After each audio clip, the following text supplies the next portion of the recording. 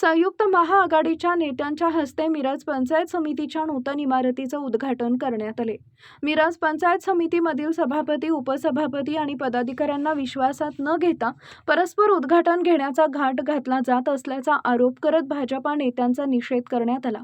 खासदार, माजी मंत्री, आमदार यांच्याकडून भाजपाचे नेते आणि पंचायत समितीमधील अधिकाऱ्यांच्यावर टीकास्त्र सोडलंय।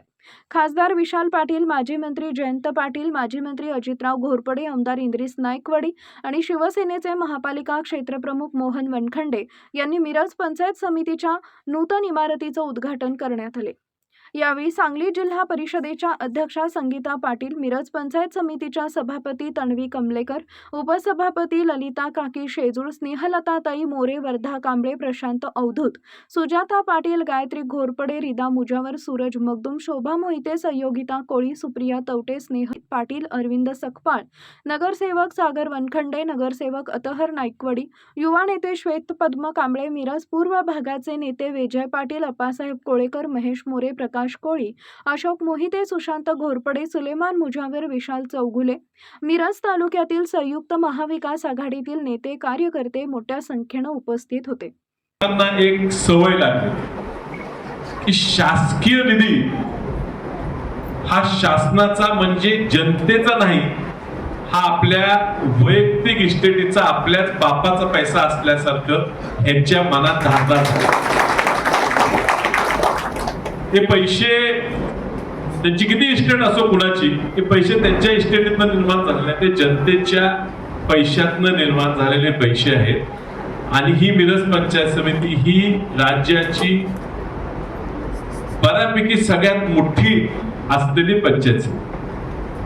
खात्री आहे की नवनिर्वाचित पंचायत समितीचे सभापती आणि सदस्य सर्वांनाच न्याय देण्याचं काम या इमारतीतून करतील। अतिशय चांगल्या पद्धतीने इमारतीचं काम झालेलं आहे आणि चांगली व्यवस्था मिरज तालुक्यातील जनतेसाठी आज उपलब्ध होते। हा जिल्हा, याला सांगली जिल्हा म्हणतात, सहजासहजी विकला जाणार नाही। कितीही रेट काढा, काय झालं जिल्हा परिषदेच्या निवडणुकीत? निकाल आधीच सांगितला होता काय होणार आहे ते। अशा पद्धतीने एखादं कूपमंडूपोतीचं राजकारण हे जरा थांबवावं।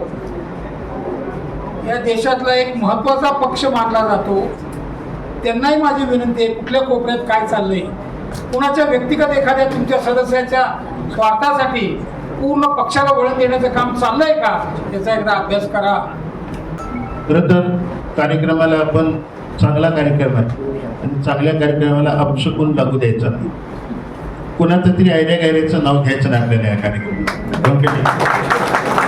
इतका छान काय की नाही, माझ्या वळचणीनंच पाणी गेलं पाहिजे, अजिबात होणार नाही। मिरज तालुका तरी खपून घेणार।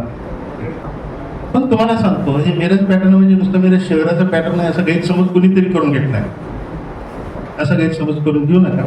मिरज पॅटर्न काय आहे, सहजवारी गेले तोपर्यंत ठीक आहे, आता सहजवारी जाणार नाही आहे। मिरज पॅटर्नला तुम्हाला तोंड देणं फार अवघड आहे, ते सहसा कोणाला शक्य झालेलं नाही आणि तुम्हाला ते होणार नाही। तेव्हा अशा लोकांनी आपलं सावधतेनं आपल्या परीने आपल्या मर्यादेत राहावं।